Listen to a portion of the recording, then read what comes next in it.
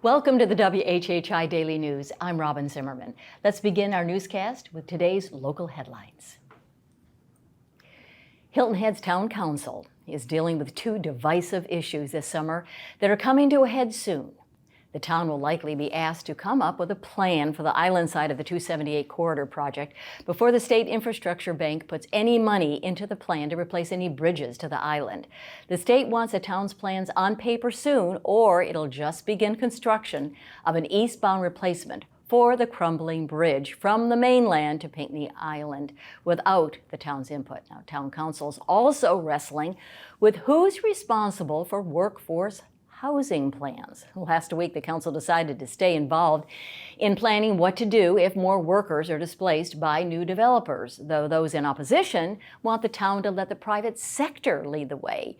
The town is estimating it would need to create more than 200 units a year for the next 10 years to make a dent in the number of workers who have to commute to the island to work, estimated at more than 14,000 right now. Well, it's an exciting week for a lot of families in the Lowcountry. The last week of school for the younger ones and graduations for the seniors, though those at Whale Branch and May River have to wait to don their caps and gowns until next week. Now, Beaufort High seniors are the first to walk the stage on Wednesday night, Bluffton High on Thursday night, Battery Creek on Friday night, and Hilton Head High School has their graduation on Saturday night. And the state legislature is expected to reconvene on Wednesday to approve the state government's budget for the next fiscal year. Now, one of the more contentious parts of the new $14.7 billion budget is a $1,500 a month raise for legislators' pay, which is $18,000 a year. Now, it would be the first pay raise in 30 years and is being called an in-district expense money and is supposedly intended to help lawmakers cover expenses like town hall meetings, office expenses, and transportation costs. Now, that expense number is currently about $1,000 a month, added to a salary of only about $10,000 a year.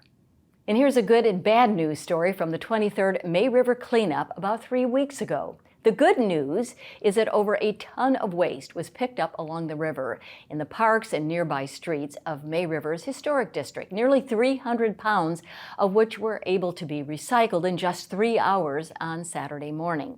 The bad news is that there was that much garbage along the river, those streets and parks in the first place. Maybe the best news was that over 350 volunteers, many of them from young people's groups, participated in the annual cleanup, along with a number of education-related businesses. For more information on these stories and many more, please check out the media sources listed on your screen. And remember to follow us on Facebook and watch us on YouTube and check out our website at WHHITV.com. If you have a news tip or a story idea, you can just email it to us at news@WHHITV.com. There were many ceremonies held on Memorial Day throughout the state, right here on Hilton Head. Our own Allie McNair was present at the Military Veterans Coalition event. Forward, forward, left, left, left, right. Monday marked the 32nd annual Memorial Day Remembrance Ceremony on Hilton Head Island, held at the Veterans Memorial at Shelter Cove Park. It was a time to remember those American soldiers and military personnel who died in service to their country, both in peace and in war. Hilton Head Island Mayor Alan Perry read the town proclamation. Whereas it is important to remember the significance of this unique day to cherish the precious freedoms of all generations. Freedom bought with the blood and lives of our fallen servicemen and women in every branch of service. These gifts must never be forgotten. After his reading, Mayor Perry presented the proclamation to a World War II veteran in attendance, 97-year-old Gerald Hushour, who served in the Navy as an electrician on the USS Case and Bay. The Hilton Head Choral Society provided music for the ceremony, and when veterans heard their official service anthem for the branch in which they served, they stood to be recognized. After the ceremony was over, some of those in attendance were already thinking ahead to next year's Memorial Day observance here on Hilton Head Island.